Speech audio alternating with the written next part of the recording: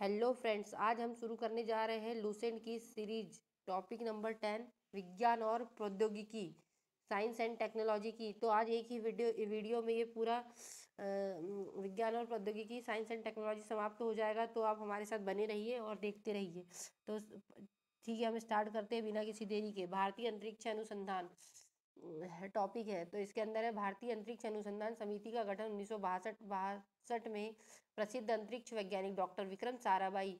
भारतीय अंतरिक्ष कार्यक्रम के जनक भी कहा जाता है, ये अंडरलाइन कर लीजिए। पूछा जा सकता है कि भारतीय अंतरिक्ष कार्यक्रम के जनक किसे कहते हैं, तो डॉक्टर विक्रम साराभाई की अध्यक्षता में किया गया, जिसने परमाणु ऊर्जा विभाग के अंतर्गत कार्य करना प्रारंभ किया। भारतीय राष्ट्रीय अंतरिक्ष अनुसंधान समिति का पुनर्गठन करके, और जो ये भारतीय अंतरिक्ष अनुसंधान समिति जो बनी थी 1962 में, उसी का पुनर्गठन करके 15 अगस्त 1969 को भारतीय अंतरिक्ष अनुसंधान संगठन यानी कि इसरो की स्थापना की गई। भारतीय अंतरिक्ष कार्यक्रमों को सुचारू रूप से संचालित करने के लिए अंतरिक्ष आयोग और भारतीय अंतरिक्ष कार्यक्रम जो थे उसको सुचारू रूप से संचालित करने के लिए भारतीय अंतरिक्ष आयोग और अंतरिक्ष विभाग का 1972 में गठन किया गया तथा इसरो को अंतरिक्ष विभाग के नियंत्रण में रखा गया तो पूछा जा सकता है कि इसरो कौन से विभाग के अंतर्गत कार्य करता है, तो वह है अंतरिक्ष विभाग के अंतर्गत। और अंतरिक्ष विभाग और अंतरिक्ष आयोग का गठन हुआ था 1972 में। वस्तुतः मैं जो भी क्वेश्चन मैं आपको बोलूंगी कि अंडरलाइन कीजिए तो इंपॉर्टेंट रहेगा, इसको अंडरलाइन कर लीजिएगा, क्योंकि ये कोई ना कोई एग्जाम में आपको पूछा जा सकता है। अब आगे हम पढ़ते हैं। वस्तुतः भारतीय अंतरिक्ष कार्यक्रम की शुरुआत नवंबर 1963 में तिरुवनंतपुरम स्थित सेंट मैरी मैगडेनल चर्च के कमरे में हुई थी। तो जो भारतीय अंतरिक्ष कार्यक्रम की शुरुआत हुई थी नवंबर 1963 में तिरुवनंतपुरम केरल के अंदर जो सेंट मेरी मैगडेनल चर्च में के कमरे में हुई थी 21 नवंबर 1963 को। देश का पहला साउंडिंग रॉकेट नाइट एपास अमेरिका निर्मित को थुम्बा भूमध्य रेखीय रॉकेट प्रक्षेपण केंद्र TERLS से प्रक्षेपित किया गया। ठीक है, अब हम आगे पढ़ते हैं कि अंतरिक्ष विज्ञान के क्षेत्र में कुछ महत्वपूर्ण घटनाएं, जैसे कि देखिए 4 अक्टूबर 1957 को स्पुतनिक 1 अंतरिक्ष यान के नाम है ये, दिनांक दिया और उपलब्धि। स्पुतनिक 1 पूर्व सोवियत संघ द्वारा अंतरिक्ष में प्रमोचित सबसे पहला उपग्रह। 3 नवंबर 1957 स्पुतनिक 2 अंतरिक्ष में जीवित कुत्ते लाइका को ले जाने वाला पहला उपग्रह। 18/12/1958 स्कोर अंतरिक्ष में स्थापित पहला संचार उपग्रह। पूछा जा सकता है कि अंतरिक्ष में पहला संचार उपग्रह कब स्थापित किया गया, तो 1958 में स्कोर नाम का। अब आगे पढ़ते हैं। पहला अंतरिक्ष यान जिसने चंद्रमा के उस पृष्ठ के चित्र भेजे जो पृथ्वी पर दिखाई नहीं देते, लूना 3, 4 अक्टूबर 1959। अब आगे हम पढ़ते हैं। मानव द्वारा पहला अंतरिक्ष यात्रा। पूर्व सोवियत संघ के यूरी गार्गिन ने पृथ्वी का एक प्रक्रम 12 अप्रैल 1961 में किया। तो ये एक था ओल स्टॉक फर्स्ट के नाम से था, 12/4/1961 में। अब हम आगे पढ़ेंगे। पूर्व सोवियत संघ की वैलेंटाइना टेरिस्कोवा प्रथम महिला अंतरिक्ष यात्री बनी। वोल्कास उनका ओस्टॉक 6 के द्वारा गई ये 4/12/1963 को। व्यावसायिक उपयोग के लिए पहला संचार उपग्रह इंटेलसेट 6 अप्रैल 1965 में भेजा गया। पहला अंतरिक्ष यान जो किसी अन्य ग्रह अर्थात शुक्र ग्रह पर उतरा हुआ, तो वेनेरा 3 16/11/1965 को। चंद्रमा तल पर सफलतापूर्वक उतरने वाला पहला अंतरिक्ष यान लूना 9 21/10/1968। सबसे पहला प्रयोगात्मक अंतरिक्ष केंद्र सोयूज 4 14/11/1969। नील आर्मस्ट्रॉन्ग चंद्रमा पर कदम रखने वाला पहला मानव बना। कौन बना? Neil Armstrong. इसके बाद एल्ड्रिन चंद्रमा की धरती पर उतरा, तो 16/7/1969 अपोलो 11 के द्वारा अंतरिक्ष यान से गए थे ये। अब मंगल ग्रह पर पहली बार अंतरिक्ष यान उतारा मार्च 2 19/5/1971 को। अब हम आगे पढ़ेंगे अंतरिक्ष केंद्र और उसकी इकाइयाँ। तो अंतरिक्ष केंद्र, तो देखिए विक्रम साराभाई अंतरिक्ष केंद्र तिरुवनंतपुरम वीएसएससी विक्रम साराभाई अंतरिक्ष केंद्र तिरुवनंतपुरम। यह केंद्र रॉकेट अनुसंधान एवं प्रक्षेपण यान विकास परियोजना को बनाने और उन्हें क्रियान्वित करने में अग्रणी भूमिका निभाता है। अभी तक के सभी प्रक्षेपण यानों यथा SLV-3, ASLV, PSLV और GSLV को इसी केंद्र से विकसित किया गया है। अब इसरो उपग्रह केंद्र बेंगलुरु ISAC, इस केंद्र में उपग्रह परियोजना के डिजाइन, निर्माण, परीक्षण और प्रबंधन का कार्य संपन्न किया जाता है। अंतरिक्ष उपयोग केंद्र अहमदाबाद SAC, इस केंद्र में प्रमुख कार्यों में दूरसंचार एवं टेलीविजन में उपग्रह का प्रयोग, प्राकृतिक संसाधनों के सर्वेक्षण और प्रबंधन के लिए दूर संवेदन, मौसम विज्ञान, भूमापन, पर्यावरण पर्यवेक्षण आदि शामिल है।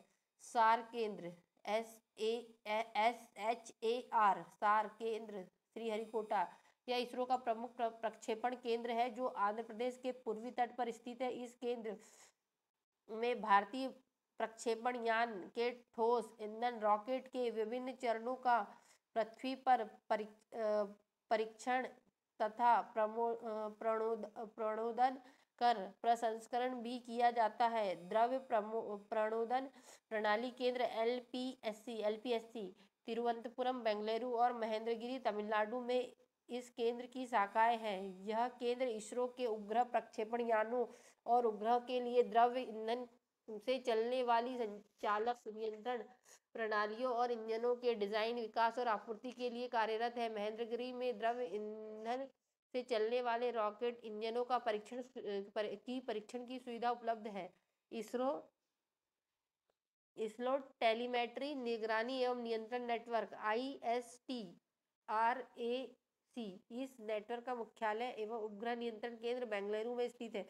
श्रीहरिकोटा, तिरुवनंतपुरम, बेंगलुरु, लखनऊ, पोर्ट ब्लेयर और मॉरिशस में इसके भू केंद्र है। इसका प्रमुख कार्य इसरो के प्रक्षेपण यानों एवं उपग्रह मिशनों तथा अन्य अंतरिक्ष एजेंसियों को टेलीमेट्री निगरानी और नियंत्रण सुविधा प्रदान करना है। मुख्य नियंत्रण सुविधा हासन MCF इनसेट उपग्रह के प्रक्षेपण के बाद भी सभी विधियों यथा उपग्रह को कक्षा में स्थापित करना, केंद्र से उपग्रह का नियमित संपर्क स्थापित करना तथा कक्षा में उपग्रह की सभी क्रियाओं पर निगरानी एवं नियंत्रण का दायित्व कर्नाटक के हासन स्थित मुख्य नियंत्रण सुविधा के पास है। इसरो द्वारा दूसरा मुख्य नियंत्रण सुविधा केंद्र मध्य प्रदेश के भोपाल में 11 अप्रैल 2005 में स्थापित किया। इसे अंडरलाइन कर लीजिए कि भोपाल में कब स्थापित किया। तो मुख्य नियंत्रण सुविधा केंद्र इसरो का दूसरा मध्य प्रदेश के भोपाल में 11 अप्रैल 2005 को स्थापित किया। इसरो जड़त्व प्रणाली इकाई तिरुवनंतपुरम IIScu, इसरो की इस इकाई का प्रमुख कार्य प्रक्षेपण यानों और उपग्रहों के लिए जड़त्व प्रणाली का विकास करना है। भौतिक अनुसंधान प्रयोगशाला अहमदाबाद PRL अंतरिक्ष विभाग के अंतर्गत कार्यरत यह संस्थान अंतरिक्ष और संबंध विज्ञान में अनुसंधान एवं विकास करने वाला प्रमुख राष्ट्रीय केंद्र है। राष्ट्रीय दूरसंवेदी एजेंसी हैदराबाद NRSA अंतरिक्ष विभाग के अंतर्गत कार्यरत यह एजेंसी उपग्रह से प्राप्त आंकड़ों का उपयोग करके पृथ्वी के संसाधनों की पहचान, वर्गीकरण और निगरानी करने की जिम्मेदारी निभाती है। इसका प्रमुख केंद्र बालानगर में है। इसके अतिरिक्त देहरादून में स्थित भारतीय दूर संवेदी संस्थान भी राष्ट्रीय दूर संवेदी एजेंसी का ही एक अंग है। अब हम आगे पढ़ेंगे प्रमुख भारतीय उपग्रह, जैसे आर्यभट्ट स्वदेशी तकनीक से निर्मित प्रथम भारतीय उपग्रह आर्यभट्ट है, जिसको 19 अप्रैल 1975 को, ये क्वेश्चन आने वाला है क्योंकि इसको 50 साल हो रहे हैं 1975 को आने वाले साल। तो देखिए 50वीं वर्षगांठ मनाई जाएगी, तो ये इंपॉर्टेंट हो सकता है। तो स्वदेश तकनीक से निर्मित प्रथम भारतीय उपग्रह आर्यभट्ट को 19 अप्रैल 1975 को पूर्व सोवियत संघ के बैकानूर अंतरिक्ष केंद्र से एंटर कोस्मोस प्रक्षेपण यान द्वारा पृथ्वी के निकट वृत्तीय कक्षा में 594 किलोमीटर की ऊंचाई पर सफलतापूर्वक स्थापित किया गया। इसका वजन 360 किलोग्राम था। इस अभियान में के 3 प्रमुख लक्ष्य थे: वायु विज्ञान प्रयोग, सौर भौतिकी प्रयोग तथा एक्स किरण खगोलिकी प्रयोग। इस उपग्रह में संचार व्यवस्था से जुड़े कुछ प्रयोग किए गए। विशुद्ध रूप से वैज्ञानिक उपग्रह के रूप में विकसित आर्यभट्ट को सक्रिय कार्य विधि मात्र 6 माह निर्धारित की गई थी, परंतु उन्होंने मार्च 1980 तक अंतरिक्ष में आंकड़े भेजने का कार्य किया। उपग्रहों के प्रकार, परिक्रमा पथ के माप। अब हम पढ़ेंगे उपग्रहों के प्रकार। तो परिक्रमा पथ के मापदंडों के आधार पर उपग्रहों के 4 प्रकार हैं। लो अर्थ ऑर्बिट सैटेलाइट जैसे निम्न कक्षीय उपग्रह। इस प्रकार के उपग्रह सामान्यतः अंडाकार कक्षा में सामान्यतः 200 से 600 किलोमीटर की सीमा पर कार्यरत होते हैं। सौर तुल्यकालिक कक्षीय उपग्रह सन सिंक्रोनस ऑर्बिट सैटेलाइट। इस प्रकार के उपग्रह निकट वृत्तीय कक्षा में उत्तर से दक्षिण की ओर एक निश्चित ऊंचाई पर 500 से 1000 किलोमीटर तक अपना कार्य करते हैं। जब ये उपग्रह उत्तर से दक्षिण की ओर गुजरते हैं तो पृथ्वी की सतह पर एक कटी हुई फसल जैसा सुस्थिर सौर द्वीप क्षेत्र सुदृश्यमान होता है। PSLV से छोड़ा गया तथा भारतीय सुदूर संवेदन उपग्रह IRS इसी वर्ग के में आता है। भू तुल्यकाली उपग्रह जियो सिंक्रोनस सैटेलाइट। ये उपग्रह एक वृत्ताकार विषुवतीय कक्षा में 36,000 किलोमीटर की निश्चित ऊंचाई पर 24 घंटे में एक बार पृथ्वी की परिक्रमा करते हैं। चूंकि पृथ्वी भी अपनी दूरी पर इतने ही समय में परिभ्रमण करती है, अतः ये पृथ्वी के सापेक्ष स्थिर प्रतीत होते हैं। इनसेट श्रेणी के उपग्रह इसी वर्ग में आते हैं।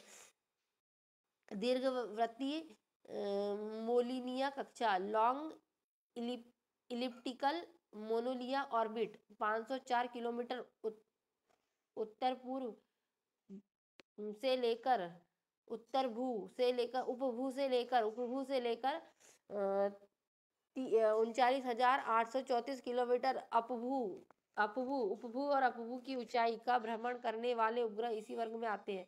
अब भास्कर प्रथम प्रायोगिक पृथ्वी पर्यवेक्षण उपग्रह। भास्कर प्रथम को 7 जून 1979 को पूर्व सोवियत संघ के प्रक्षेपण केंद्र बैकानूर से इंटर कॉस्मेट प्रक्षेपण यान द्वारा पृथ्वी से 525 किलोमीटर की ऊंचाई पर पूर्व निर्धारित कक्षा में सफलतापूर्वक स्थापित किया गया। इसका लक्ष्य जल विज्ञान, हिमगलन, समुद्र विज्ञान और वानिकी के क्षेत्र में भू पर्यवेक्षण अनुसंधान करना था। इसरो 1 अगस्त 1981 को कार्य करना बंद किया।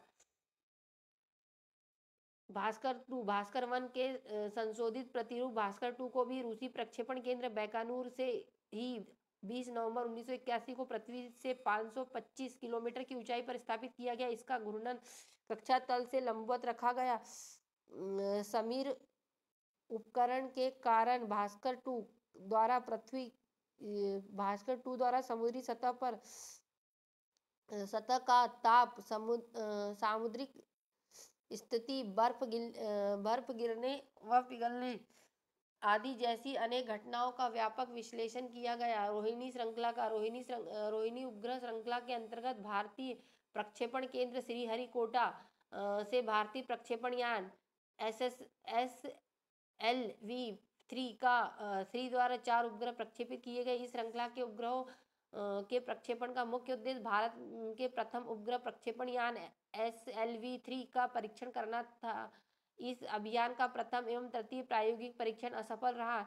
इस अभियान के द्वितीय प्रायोगिक परीक्षण में रोहिणी RS-1 को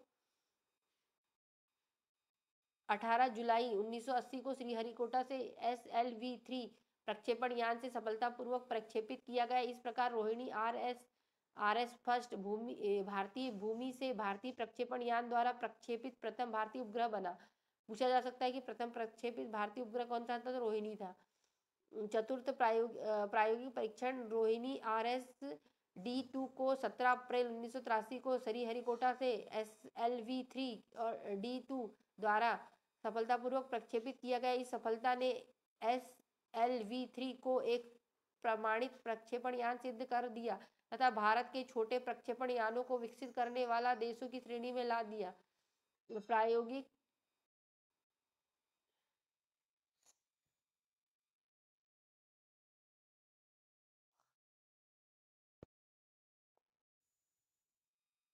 प्रायोगिक संचार उपग्रह। एप्पल भारत का पहला संचार उपग्रह था जिसे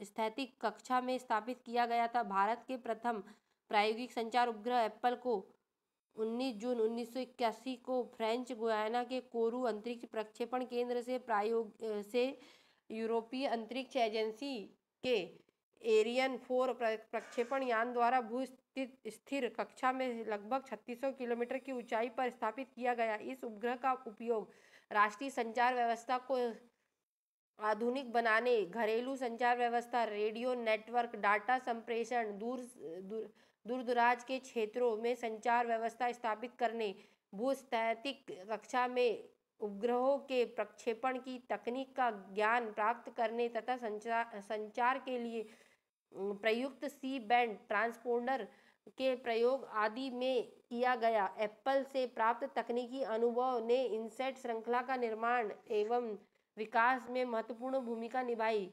विस्तारित रोहिणी उपग्रह श्रृंखला श्वास इस श्रृंखला का उद्देश्य 100 से लेकर 150 किलोग्राम वर्ग के उपग्रहों का निर्माण करना था, जिन्हें संवर्धित उपग्रह प्रक्षेपण यान augmented satellite launch vehicle ASLV द्वारा छोड़ा गया था। इस श्रृंखला के तहत 4 उपग्रह सॉर्स 1, सॉर्स 2, सॉर्स 3 तथा सॉर्स 4 प्रक्षेपित किया गया। सॉर्स 1 एवं सॉर्स 2 असफल रहा। भारतीय राष्ट्रीय उपग्रह इनसैट प्रणाली। भारतीय राष्ट्रीय अंतरिक्ष उपग्रह प्रणाली अर्थात इनसैट प्रणाली एक बहुउद्देशीय कार्यरत उपग्रह प्रणाली है जो एशिया प्रशांत क्षेत्र में सबसे बड़ी घरेलू संचार उपग्रह प्रणालियों में से एक है। इसका उपयोग लंबी दूरी के घरेलू संचार, ग्रामीण क्षेत्र के उपग्रह के माध्यम से सामुदायिक दूरदर्शन के सीधे राष्ट्रव्यापी प्रसारण को बेहतर बनाने, भू स्थिर ट्रांसमीटर के माध्यम से पुनः प्रसारण हेतु आकाशवाणी तथा दूरदर्शन कार्यक्रमों को देश भर में प्रसारित करने, मौसम संबंधी जानकारी, वैज्ञानिक अध्ययन हेतु भू सर्वेक्षण तथा आंकड़ों के संप्रेषण में किया गया। इनसैट प्रणाली अंतरिक्ष विभाग, दूरसंचार विभाग, भारतीय मौसम विभाग, आकाशवाणी तथा दूरदर्शन का संयुक्त प्रयास है, जबकि इनसैट अंतरिक्ष कार्यक्रमों की व्यवस्था, निगरानी और संचालन का पूर्ण दायित्व अंतरिक्ष विभाग को सौंपा गया है।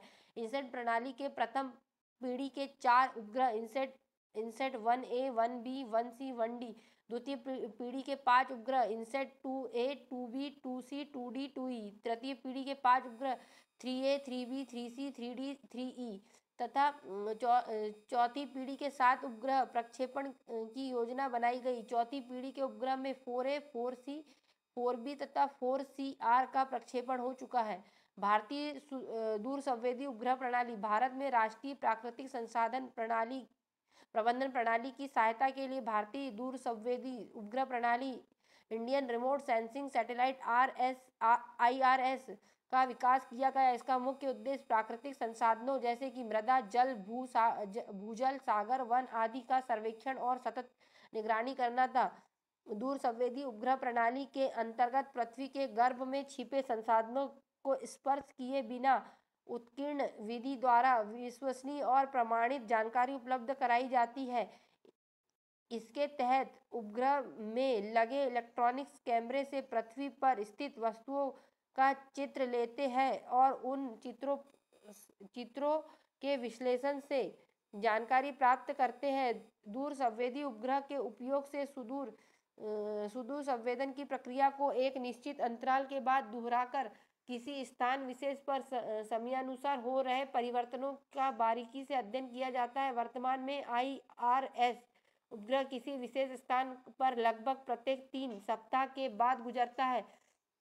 इस प्रणाली के तहत प्रक्षेपित किए गए उपग्रह है IRS-1A, IRS-1B, IRS-1E, IRS-P2, IRS-1C, IRS-P4, IRS-P6, Cartosat 1, 2 एवं 3 आदि। नोट: कार्टोसैट 1 देश का प्रथम मैपिंग सैटेलाइट है। ये स्टार लगा लीजिए 3। पूछा जा सकता है कि कार्टोसैट देश का प्रथम मैपिंग सैटेलाइट कौन सा है, तो कार्टोसैट फर्स्ट है। मैडसेट। भारतीय अंतरिक्ष कार्यक्रम के तहत भारतीय अंतरिक्ष अनुसंधान संगठन इसरो ने 12 सितंबर 2002 को श्रीहरिकोटा आंध्र प्रदेश के सतीश धवन अंतरिक्ष केंद्र से ध्रुवीय उपग्रह प्रक्षेपण यान C4 के माध्यम से देश के पहले मौसम संबंधी विशिष्ट उपग्रह मैडसेट को भूस्थैतिक स्थानांतरण कक्षा जियो स्टेशनरी ट्रांसफर ऑर्बिट GTO में सफलतापूर्वक स्थापित किया। यह पहला मौका था जब किसी भारतीय अंतरिक्ष यान को 1000 किलोग्राम से अधिक भार के उपग्रह को भूस्थैतिक कक्षा से तात्पर्य जिस गति से पृथ्वी घूमती है उसी कोणीय गति से उपग्रह भी घूमेगा, जिसके कारण उपग्रह सदा पृथ्वी के एक विशेष स्थान के ऊपर स्थिर नजर रखेगा में स्थापित किया गया। इससे पूर्व सभी उपग्रह केवल ध्रुवीय कक्षा में ही स्थापित किए गए। मैडसेट की कक्षा दीर्घवृत्ताकार है, जिसमें पृथ्वी से निकटतम बिंदु 250 किलोग्राम की दूरी पर स्थित है, जबकि अधिकतम दूरी पर स्थित बिंदु 36,000 किलोग्राम की दूरी पर है। यह पहला अवसर था जब भारत ने मौसम संबंधी जानकारी प्राप्त करने के लिए स्वदेशी प्रक्षेपण यान से विशेष मौसम उपग्रह प्रक्षेपित किया। इससे पूर्व मौसम संबंधी जानकारी इनसैट श्रेणी के उपग्रह से प्राप्त की जाती थी। अंतरिक्ष में प्रथम भारतीय 3 अप्रैल 1984 को स्क्वाड्रन लीडर राकेश शर्मा अंतरिक्ष में जाने वाले प्रथम भारतीय बने। कौन है राकेश शर्मा? स्क्वाड्रन लीडर 3 अप्रैल 1984 को। वे 2 अन्य सोवियत अंतरिक्ष यात्रियों के साथ सोयूज T2 अंतरिक्ष यान से कजाकिस्तान के बैकाउनर कॉस्मोड्रोम से अंतरिक्ष में गए। स्क्वाड्रन लीडर राकेश शर्मा 11 अप्रैल 1984 को सुरक्षित पृथ्वी पर वापस लौट आए।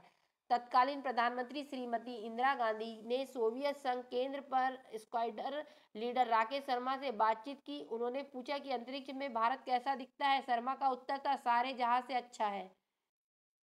अंतरिक्ष यात्रियों के अलग अलग नाम: यूएस का एस्ट्रोनॉट्स, रूस का कॉस्मोनाइट्स, चीन का टाइकोनाइट्स। अब अंतरिक्ष में मानव भेजने वाला भारत 14वां राष्ट्र बना और स्क्वाड्रन लीडर राकेश शर्मा अंतरिक्ष में जाने वाले 139वें अंतरिक्ष यात्री बने। अंतरिक्ष में जाने वाली भारतीय मूल की प्रथम महिला कल्पना चावला थी। इनकी मृत्यु 1 फरवरी 2003 को अंतरिक्ष यान कोलंबिया के मिशन STS-107 के वातावरण में पुनः प्रवेश के कुछ देर के पश्चात नष्ट हो जाने से हो गई। चंद्रयान के लिए भारत का पहला मिशन चंद्रयान प्रथम था। यह विश्व का 68वां चंद्र अभियान था। भारत ने अपने पहले चंद्रयान का प्रक्षेपण श्रीहरिकोटा के सतीश धवन अंतरिक्ष केंद्र से 22 अक्टूबर 2008 को ध्रुवीय उपग्रह प्रक्षेपण वाहन PSLV C-11 के जरिए किया। प्रथम चंद्रमा अभियान सोवियत संघ ने 2 जनवरी 1959 को भेजा था तथा द्वितीय चंद्रमा अभियान 3 मार्च 1959 को अमेरिका ने भेजा था।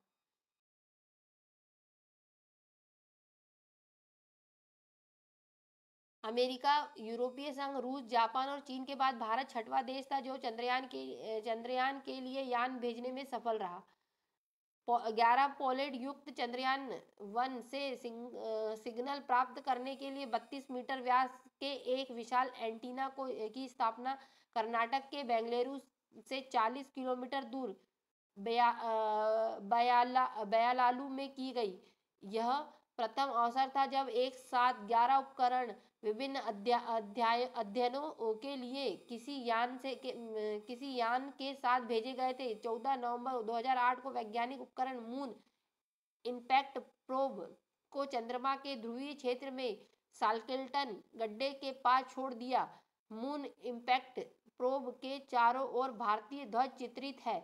यह चांद पर भारत की मौजूदगी का एहसास कराएगा। 29 अगस्त 2009 को चंद्रयान प्रथम का नियंत्रण कक्ष से संपर्क टूट गया। 30 अगस्त 2009 को इसरो ने चंद्रयान प्रथम मिशन को औपचारिक रूप से समाप्त कर दिया। चंद्रयान प्रथम का मून इम्पैक्ट प्रोब चंद्रमा की सतह पर जिस स्थान पर उतरा था उस स्थान को अब उसका नाम जवाहर बिंदु रखा गया।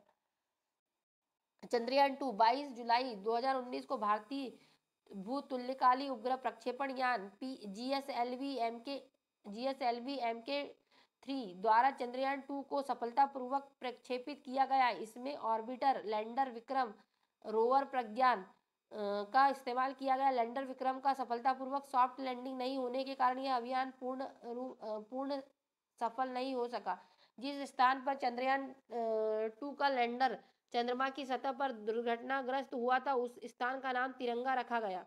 चंद्रयान 3 यह भारतीय अंतरिक्ष अनुसंधान संगठन इसरो द्वारा भेजा गया तीसरा भारतीय चंद्र मिशन है। इसका प्रक्षेपण 14 जुलाई 2023 को 2:35 पर सतीश धवन अंतरिक्ष केंद्र श्रीहरिकोटा से LVM-3 रॉकेट द्वारा किया गया था। इसने चंद्रयान 2 के समान एक लैंडर एवं एक रोवर था, लेकिन इसमें ऑर्बिट नहीं है। लैंडर का नाम विक्रम तथा रोवर का नाम प्रज्ञान है। लेकिन लैंडर विक्रम ने 23 अगस्त 2023 के दिन 6:04 पर भारतीय समयानुसार चंद्रमा के दक्षिण ध्रुव पर सॉफ्ट लैंडिंग किया। इसी के साथ भारत चंद्रमा के दक्षिण ध्रुव पर सफलतापूर्वक अंतरिक्ष यान उतारने वाला पहला और चंद्रमा पर उतरने वाला चौथा देश बन गया। लैंडर विक्रम चंद्रमा पर जिस स्थान पर उतरा उसे शिव शक्ति बिंदु नाम दिया गया। भारतीय सूर्य मिशन। भारतीय अंतरिक्ष संगठन इसरो ने अपने पहले सौर मिशन आदित्य L1 का प्रक्षेपण 2 सितंबर 2023 को किया। इसका प्रक्षेपण PSLV C-57 रॉकेट का उपयोग करके किया। आदित्य L1 1.5 मिलियन किलोमीटर की दूरी पर सूर्य का अध्ययन करने वाला पहला अंतरिक्ष आधारित वेधशाला श्रेणी का भारतीय सौर मिशन है। कुछ विशेष पॉइंट पढ़ते, जैसे लैंग्वेज पॉइंट्स। यह अंतरिक्ष में वे विशेष स्थान है जहां सूर्य और पृथ्वी जैसे दो बड़े परिक्रमा करने वाले पिंडों की गुरुत्वाकर्षण शक्तियां एक दूसरे को संतुलित करती है।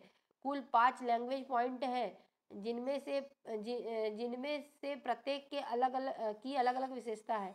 अंतरिक्ष यान को सूर्य पृथ्वी प्रणाली के लैग्रेंजियन बिंदु 1 L1 के चारों ओर एक प्रभामंडल कक्षा में स्थापित करने की योजना है। आदित्य L1 का प्रारंभिक उद्देश्य सूर्य के विकिरण, ऊष्मा कण प्रवाह एवं चुंबकीय क्षेत्र सहित सूर्य के व्यवहार और वे पृथ्वी को कैसे प्रभावित करते हैं के संबंध में गहरी समझ हासिल करना है। भारत का मंगल मिशन। भारतीय वैज्ञानिकों द्वारा पूर्ण रूप से तैयार मंगल मिशन मंगलयान नाम दिया गया 24 सितंबर 2014 को सुबह 8 बजे मंगल की कक्षा में प्रवेश कर गया। इसके साथ ही पहले प्रयास में मंगल पर पहुंचने वाला भारत विश्व का पहला देश बन गया। इसरो द्वारा मंगलयान नामक पहली अंतरिक्ष परियोजना के अंतर्गत 5 नवंबर 2013 को मंगल ग्रह की परिक्रमा करने हेतु एक उपग्रह आंध्र प्रदेश के श्रीहरिकोटा स्थित सतीश धवन अंतरिक्ष केंद्र से ध्रुवीय उपग्रह प्रक्षेपण यान PSLV C-25 के द्वारा सफलतापूर्वक छोड़ा गया। अमेरिका, रूस और यूरोपीय संघ के बाद भारत मंगल की कक्षा में प्रवेश करने वाला पहला देश बना। भारत एशिया का पहला देश है जो मंगल की कक्षा में दाखिल हुआ है। नासा, ESA और रॉस कॉस्मोस के बाद इसरो मंगल की कक्षा में प्रवेश करने वाली चौथी स्पेस एजेंसी है। मंगल मिशन की कुल लागत 450 करोड़ रुपए थी। मंगलयान मंगल ग्रह से निकटतम स्थिति में आने पर मात्र 365 किलोमीटर दूर रहेगा, जबकि दूर होने पर 8000 किलोमीटर दूर रहेगा। मंगलयान में लगे उपकरणों का उपयोग भविष्य में मौसम, जमीन, खेती और संचार उपग्रह के लिए किया जा सकेगा। प्रक्षेपण यान प्रौद्योगिकी। SLV-3 satellite launch vehicle.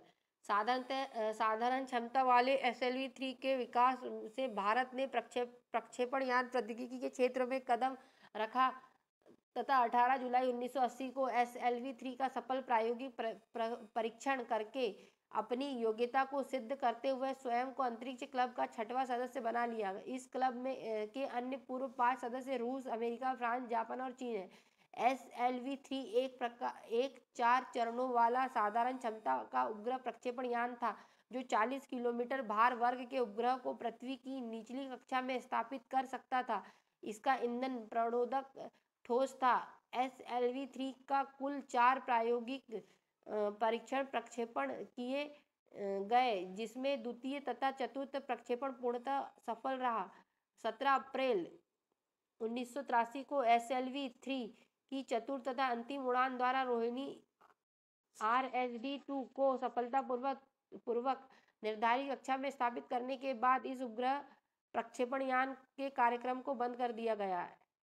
ASLV augmented satellite launch vehicle संवर्धित उपग्रह प्रक्षेपण यान अर्थात ASLV वास्तव में ASLV-3 का ही संवर्धित रूप है। इससे 100 से 150 किलोग्राम भार वर्ग के उपग्रहों को पृथ्वी की निचली कक्षा में स्थापित करने के उद्देश्य से विकसित किया गया था। यह एक 5 चरणों वाला संवर्धित उपग्रह प्रक्षेपण यान था। ठोस प्रणोदक ईंधन से चलने वाले ASLV के स्ट्रैप ऑन प्रथम एवं द्वितीय चरण के लिए स्वदेशी तकनीक से विकसित हाइड्रोक्लिसन टर्मिनेटेड पॉली न्यूट्राइड NTPB प्रमोदक तथा तृतीय एवं चतुर्थ चरण के लिए HEF-20 प्रणोदक का प्रयोग किया गया था। ASLV के कुल 4 प्रक्षेपण कराए गए, जिनमें से ASLV-D1 24 मार्च 1987 एवं ASLV-D2 13 जुलाई 1988 की प्रथम दोनों प्रक्षेपण असफल सिद्ध हुए। PSLV polar satellite launch vehicle 1200 kilogram भार वर्ग तक के दूर संवेदी उपग्रहों को 900 किलोमीटर ऊंचाई तक की ध्रुवीय सूर्य तुल्यकालीन या समकालीन कक्षा में स्थापित करने के उद्देश्य से PSLV का देश में विकास किया गया। PSLV एक 4 चरणों वाला ध्रुवीय उपग्रह प्रक्षेपण यान है, जिसके प्रथम व तृतीय चरण में ठोस प्रणोदकों तथा द्वितीय तथा चतुर्थ में द्रव प्रणोदकों का उपयोग किया जाता है। ठोस प्रणोदकों के अंतर्गत हाइड्रोक्लोरिक टर्मिनल पॉली ब्यूटाराइड HTBP का ईंधन के रूप में तथा अमोनिया परमैंगनेट का ऑक्सीकारक के रूप में प्रयोग किया गया, जबकि द्रव प्रणोदक के रूप में मुख्य रूप से अनसिमेट्रिकल डाई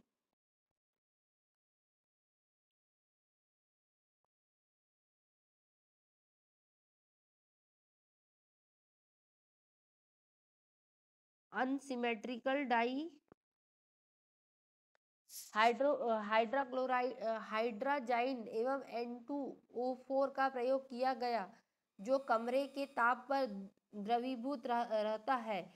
PSLV की कुल 3 उड़ान कराई गई, जिसमें प्रथम उड़ान असफल तथा द्वितीय एवं तृतीय उड़ान पूर्णतः सफल सिद्ध हुई। PSLV C3 द्वारा प्रक्षेपित भारतीय दूरसंवेदी प्रौद्योगिकी परीक्षण उपग्रह TES भारत का पहला सैनिक उपग्रह है। TES भारत का पहला सैनिक उपग्रह जो देश के समुद्री इलाकों और विशेषकर चीन तथा पाकिस्तान से लगी अंतर्राष्ट्रीय सीमा और नियंत्रण रेखा पर किसी घुसपैठ पर प्रभावी नजर रख सकेगा। GSLV जियो स्टेशनरी और geosynchronous satellite launch vehicle GSLV एक शक्तिशाली 3 चरणों वाला भू तुल्यकाली एवं भू स्थिर उपग्रह प्रक्षेपण यान है।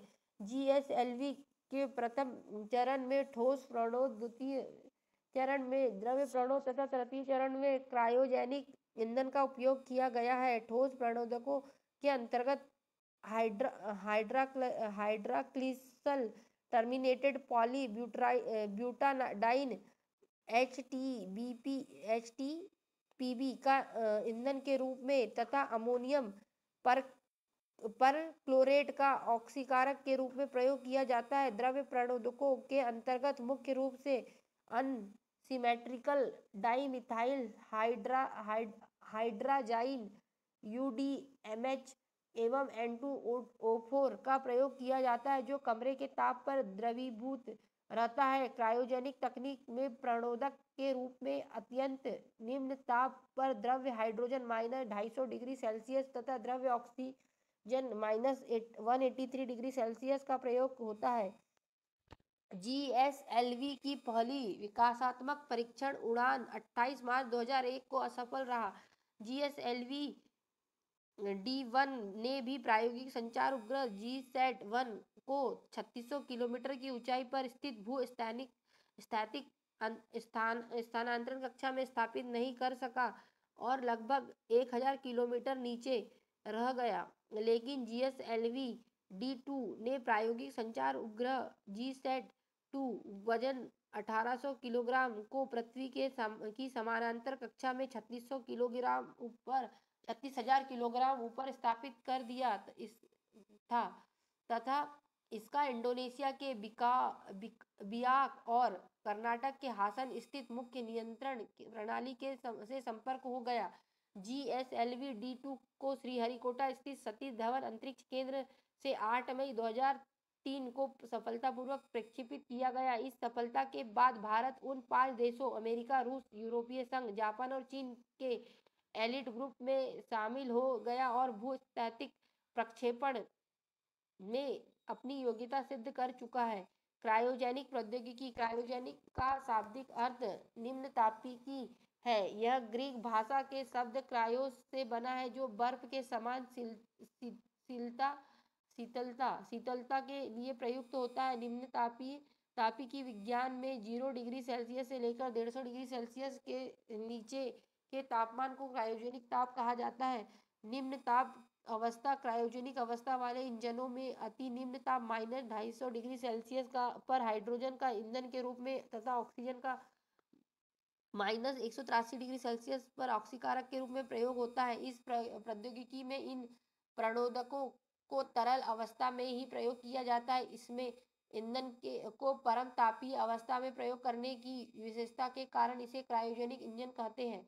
इस इंजन की प्रमुख विशेषता है क्रायोजेनिक इंजन में प्रयोग होने वाले द्रव्य हाइड्रोजन एवं द्रव्य ऑक्सीजन के दहन से जो ऊर्जा पैदा होती है वह ठोस ईंधन आधारित इंजन से प्राप्त ऊर्जा से कई गुना अधिक होती है। इसमें ईंधन के ज्वलन की दर को नियंत्रित किया जा सकता है, जबकि ठोस ईंधन से परिचालित होने वाले इंजन की ज्वलन की दर को नियंत्रित करना कठिन होता है। इस प्रौद्योगिकी से युक्त इंजन में प्रणोदक की प्रति इकाई भार से अधिक बल पैदा होता है, जिससे यान को अधिक बल थ्रस्ट मिलता है। नोट: क्रायोजेनिक ईंधन की पहली बार प्रयोग अमेरिका द्वारा एटलॉन्स सुदूर नामक रॉकेट से किया गया। 28 अक्टूबर 2006 को तमिलनाडु के महेंद्रगिरी में पूर्ण निम्नताप क्रायोजेनिक अवस्था का भारत में सफल परीक्षण किया गया। 5 जनवरी 2014 को भारतीय अंतरिक्ष संगठन इसरो ने भारी उपग्रहों के प्रक्षेपण की क्रायोजेनिक तकनीक विकसित कर GSLV D5 क्रायोजेनिक इंजन को सफलतापूर्वक प्रक्षेपित किया। भारत क्रायोजेनिक तकनीक का सफल परीक्षण करने वाला छठा देश बना। भारत से पूर्व यह क्षमता अमेरिका, रूस, चीन, जापान और फ्रांस को प्राप्त है। भारतीय परमाणु अनुसंधान। अब हम आगे नेक्स्ट लेक्चर में पढ़ेंगे भारतीय परमाणु